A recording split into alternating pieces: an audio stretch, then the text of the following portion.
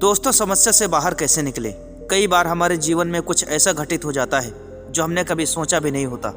कुछ ना कुछ परेशानी हमारे जीवन में हमेशा बनी रहती है। दोस्तों, कभी कभी तो मन करता है कि यह जिंदगी ही बेकार है। दोस्तों, समस्या में ही समाधान है। आपको आज की इस वीडियो में मैं बताऊंगा कि आप अपनी समस्या से कैसे बाहर निकल सकते हैं। दोस्तों, आज की इस वीडियो को पूरा देखना, तभी आप समझ पाओगे कि आप अपनी गरीबी, अपनी परेशानी से कैसे बाहर निकल सकते हो और एक स्वतंत्र जीवन जी सकते हो। दोस्तों, इससे पहले मैं आपसे एक छोटी सी रिक्वेस्ट करना चाहता हूँ। अगर आप गौतम बुद्ध को दिल से मानते हैं तो इस वीडियो को पूरा देखना, नहीं तो आधी अधूरी जानकारी बहुत ही खतरनाक होती है। और इससे पहले यदि आपने इस चैनल को सब्सक्राइब नहीं किया है तो चैनल को सब्सक्राइब करके कमेंट बॉक्स में नमो बुद्धाय लिखकर इस वीडियो को अपने दोस्तों के साथ जरूर शेयर कीजिए। तो चलिए दोस्तों, आज की इस कहानी को शुरू करते हैं। दोस्तों, प्राचीन समय की बात है। किसी नगर में एक व्यक्ति रहा करता था। वह व्यक्ति अपनी समस्याओं से जूझ रहा था। कभी घर की परेशानी तो कभी दुख बीमारियों ने उसे परेशान करके रखा था। एक दिन वह अपनी जिंदगी से थक हार कर गाँव से बाहर दूर जाकर एक पेड़ की छाया में बैठा था, क्योंकि उसका अब घर जाने का मन नहीं कर रहा था। घर में हमेशा कलेश बना रहता। उसके परिवार के साथ उसके संबंध भी अच्छे नहीं हो रहे थे। दिन का दिन उसके रिश्ते भी खराब होते जा रहे थे। वह व्यक्ति वहीं पर घंटों तक बैठा रहा और यह सब बातें अपने मन में सोच रहा था कि आखिरकार मैं अपनी जिंदगी में करूं तो क्या करूं। उस व्यक्ति को कुछ समझ नहीं आ रहा था। कोई भी रास्ता उसे नजर नहीं आ रहा था। ऐसा लग रहा था कि मानो उसकी जिंदगी अब समाप्त होने की कगार पे है, क्योंकि ऐसा कोई भी व्यक्ति जिसे कोई उपाय ना सूझ रहा हो, जिसे कोई रास्ता ना नजर आ रहा हो, अंत में वह क्या कर सकता है। वह व्यक्ति अपनी परेशानी से परेशान होकर आत्महत्या करने का निर्णय लेता है।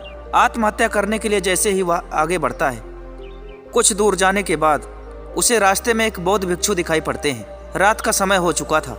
इस समय कुछ भी नजर नहीं आ रहा था। एक दूसरे के चेहरे भी सही तरीके से पहचानना बहुत ही मुश्किल था। वह व्यक्ति और बौद्ध भिक्षु आमने सामने आकर खड़े हो जाते हैं। तभी बौद्ध भिक्षु उस व्यक्ति से कहते हैं, क्या बात है वत्स, तुम इतनी रात के कहाँ जा रहे हो और तुम तो मुझे बहुत ही दुखी दिखाई पड़ रहे हो। तभी वह व्यक्ति बहुत ही निराशा के साथ कहता है कि गुरुदेव, मैं क्या बताऊं, मैं अपनी जिंदगी से बहुत ही परेशान हूँ। मुझे कोई रास्ता नजर नहीं आ रहा है। दुखों ने चारों तरफ से मुझे घेर लिया है। ऐसे मैं करूँ मैं तो क्या करूँ। अब मेरा कुछ नहीं हो सकता है। लगता है मेरी जिंदगी अब बर्बाद हो जाएगी। तभी बौद्ध भिक्षु उस व्यक्ति से कहते हैं कि तुम परेशान मत हो। तुम्हारी जो भी परेशानी है तुम मेरे गुरु गौतम बुद्ध को बता सकते हो। वह किसी भी समस्या का समाधान बड़ी ही सरलता और आसानी से करते हैं। अगर तुम चाहो तो उनके पास जाकर अपनी समस्या उन्हें बता सकते हो और उनसे कोई ना कोई समाधान पाकर अपनी जिंदगी में तुम बदलाव कर सकते हो। इतना सुनकर उस व्यक्ति को उम्मीद की एक आस दिखाई देने लगी। तभी वह व्यक्ति कहता है, अगर ऐसी बात है तो मैं गौतम बुद्ध से जरूर मिलूंगा। बौद्ध भिक्षु उस व्यक्ति को अपने साथ लेकर गौतम बुद्ध से मिलने के लिए चल पड़ते हैं।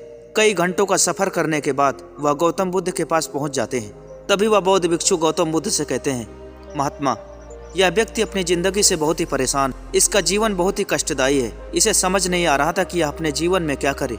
जब इसे कोई रास्ता नजर नहीं आया तो मैं इसे आपके पास लेके आया। आप ही कोई रास्ता दिखाइए। तभी गौतम बुद्ध उस व्यक्ति से कहते हैं, बताओ वत्स, तुम्हारी समस्या क्या है। तुम क्यों अपने जीवन से दुखी हो। आखिर किस बात का दुख है तुम्हें।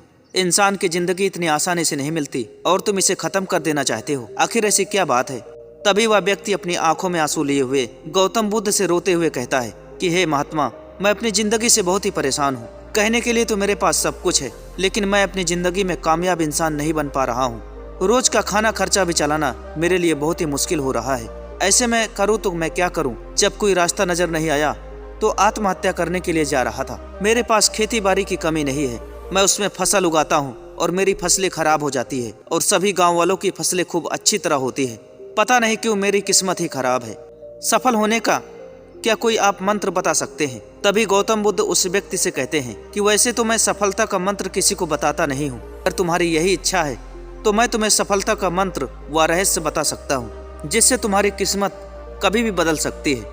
तभी उस व्यक्ति के अंदर गौतम बुद्ध के प्रति एक और उम्मीद झलकने लगी। उसे विश्वास हो चुका था कि गौतम बुद्ध उसकी जिंदगी बदल सकते हैं, उसे कोई रास्ता बताकर उसका कल्याण कर सकते हैं। अब वह व्यक्ति मंत्र जानने के लिए बहुत ही ज्यादा उत्सुक था। तभी गौतम बुद्ध उस व्यक्ति से कहते हैं कि तुम पहले खेती किया करते थे ना। तभी वह व्यक्ति कहना शुरू करता है, हाँ गुरुदेव, पहले मैं अपने खेत में खेती किया करता था। तभी गौतम बुद्ध उस व्यक्ति से कहते हैं कि जाओ 1 महीने बाद आना और अपने उस खेत से 1 टोकरी मिट्टी भर कर लाना। तभी वह व्यक्ति कहता है कि गुरुदेव, जब मंत्र बताना ही है तो 1 महीने तक का इंतजार क्यों करना। आप अभी भी तो बता सकते हैं कि वह कौन सा मंत्र है। जिससे मुझे वह खजाना मिल जाए। उस खजाने के लिए मुझे 1 महीने तक इंतजार करने की क्या जरूरत है। तभी गौतम बुद्ध कहना शुरू करते हैं कि किसी भी फल को प्राप्त करने के लिए एक समय सीमा होती है। अगर आप समय का इंतजार नहीं करोगे तो आपको वह खजाना कभी नहीं मिलेगा। उसके बाद वह व्यक्ति गौतम बुद्ध को प्रणाम करके वहां से चला जाता है और 1 महीने बाद एक टोकरी मिट्टी अपने खेत से लेकर आता है और गौतम बुद्ध को देते हुए कहता है कि बताइए महात्मा, वह खजाना कहाँ है। तभी गौतम बुद्ध कहना शुरू करते हैं कि वह खजाना कहीं पर नहीं है, वह तो तुम्हारे खेत में ही है, लेकिन तुम्हें वह खजाना इतनी आसानी से नहीं मिलेगा। अगर तुम्हें वह खजाना पाना है तो इसके लिए तुम्हें अपनी खेत की जुताई करनी पड़ेगी, उसमें हल चलाना पड़ेगा, तभी वह खजाना तुम्हें प्राप्त हो सकता है, अन्यथा इससे पहले तुमको खजाना कभी नहीं मिलेगा। तभी वह व्यक्ति गौतम बुद्ध को प्रणाम करके खजाने की लालच में अपने खेत में वापस चला जाता है और अपने खेत की खूब बेहतर तरीके से जुताई करता है। और गौतम बुद्ध ने जैसा कहा था कि जुताई करने के बाद 1 टोकरी मिट्टी और लेकर आना, वह व्यक्ति 1 टोकरी मिट्टी भरकर और लेकर जाता है और गौतम बुद्ध से कहता है कि बताइए परमात्मा, वह खजाना कहाँ है। आपने जैसा कहा था वैसे मैं 1 टोकरी मिट्टी लेकर आया हूँ। गौतम बुद्ध कहते हैं अब जाकर तुमने ठीक तरीके से अपने खेत में जुताई की है, तुम्हारी मिट्टी बेहतर तरीके से जुताई हो चुकी है, लेकिन फल प्राप्त करने के लिए, खजाना को प्राप्त करने के लिए तुम्हें इसमें बीज डालना होगा, तभी तुम्हें खजाना प्राप्त होगा। तभी वह व्यक्ति गौतम बुद्ध से कहता है कि हे महात्मा, खजाना प्राप्त करने के लिए बीज डालने की आवश्यकता क्या है। तभी गौतम बुद्ध उस व्यक्ति से कहते हैं कि फल प्राप्त करने के लिए बीज डालना बहुत ही जरूरी है। तभी वह व्यक्ति गौतम बुद्ध को प्रणाम करके वापस अपने घर चला जाता है और बीज का इंतजाम करता है, लेकिन बीज के पैसे नहीं थे तो वह फिर से गौतम बुद्ध के पास जाता है और कहता है गुरुदेव, जैसा कि आपने कहा था कि फल को प्राप्त करने के लिए खेत में बीज डालना पड़ता है, अगर मैं कुछ महीने बाद खेत में बीज डाल दूंगा तो क्या ठीक नहीं रहेगा। तभी गौतम बुद्ध उस व्यक्ति से कहते हैं कि वत्स, कि कोई भी फल प्राप्त करने के लिए हमें सही समय पर काम करना पड़ता है, अगर हम सही समय पर काम नहीं करेंगे तो हमें कभी फल प्राप्त नहीं होगा, इसलिए तुम्हें बीज अभी भी डालना पड़ेगा, अगर तुम बाद में डालोगे तो तुम्हें वह खजाना कभी नहीं मिलेगा। वह व्यक्ति कहता है ठीक है गुरुदेव, जैसा आप आदेश करें वैसा मैं करने के लिए तैयार हूँ, बस मुझे वह खजाना चाहिए। वह व्यक्ति खजाने की लालच में फिर से अपने खेत में चला जाता है और कहीं न कहीं से पैसे का इंतजाम करके अपने खेत में बीज बो देता है। उसके बाद वह फिर से गौतम बुद्ध के पास जाता है और कहता है गुरुदेव, जैसा कि आपने कहा था कि बीज डालने के बाद मुझे खजाना प्राप्त होगा, बताइए वह खजाना कहाँ है। तभी गौतम बुद्ध उस व्यक्ति से कहते हैं कि हे वत्स, खजाना को प्राप्त करने के लिए तुम्हें उस बीज की देखभाल करनी पड़ेगी, उसकी खूब सेवा करनी पड़ेगी, तब जाके तुम्हें वह खजाना प्राप्त होगा। तभी वह व्यक्ति कहता है ठीक है, जैसा आप आदेश करें वैसा ही मैं करूँगा। वह व्यक्ति महीनों तक अपने खेती की देखभाल करता है और खूब सेवा करता है। काफी समय तक सेवा करने के बाद उसके फसलें बड़ी हो रही थी और एक समय ऐसा आया कि उसकी फसल तैयार होकर खड़ी हो गई। तभी उस व्यक्ति को एक दिन अचानक याद आया कि गौतम बुद्ध ने कहा था कि फल प्राप्त करने के लिए पूरी ईमानदारी से काम करना होता है, पूरी लगन से सेवा करनी पड़ती है, तब जाके फसल तैयार होती है। तभी उस व्यक्ति के आंखों में आंसू आ गए क्योंकि उसकी फसल अब बहुत अच्छी हो चुकी थी। इस बार उस व्यक्ति को काफी फायदा हुआ था। इसके बाद वह व्यक्ति गौतम बुद्ध के पास जाता है और कहता है गुरुदेव, मुझे मेरा खजाना मिल चुका है, आप जो खजाना मुझे देना चाहते थे मुझे प्राप्त हो चुका है। अभी तक मैं अपनी किस्मत को दोष देता था, लेकिन शायद मेरे अंदर ही कमी थी, इसलिए मैं आपसे क्षमा चाहता हूँ, आपने मेरी आंखें खोल दी। इसके बाद वह व्यक्ति गौतम बुद्ध को प्रणाम करके अपने घर वापस चला जाता है। दोस्तों, हमें इस वीडियो से सीखने को मिलता है कि इंसान की जिंदगी इतनी आसान नहीं है। अगर कोई भी चाहे तो वो अपनी जिंदगी को बदल सकता है। किसी भी फील्ड में मेहनत करके, पसीना बहाकर, अपनी लगन से, मेहनत से, अथक प्रयास करके वह अपने जीवन को निश्चित ही बदल सकता है। लेकिन दोस्तों, कभी कभी मेहनत और पसीना बहाने के बाद भी इंसान को सफलता नहीं मिलती, तो इसका मतलब ये नहीं कि हमें निराश होकर थक कर बैठ जाना है, बल्कि दोस्तों समय के साथ हमें और मेहनत करने की जरूरत होती है। दोस्तों, कई बार हमें थक जाने पर आराम करने की जरूरत होती है और असफलता मिलने पर फिर से कोशिश करने की जरूरत होती है। इसलिए दोस्तों, अपनी जिंदगी में कभी भी हार मत मानो और जितना भी प्रयास हो सकता है उतना प्रयास करने की कोशिश करो, क्योंकि कब आपकी किस्मत बदल सकती है, कब आपकी जिंदगी में बदलाव आएंगे या कोई नहीं जानता।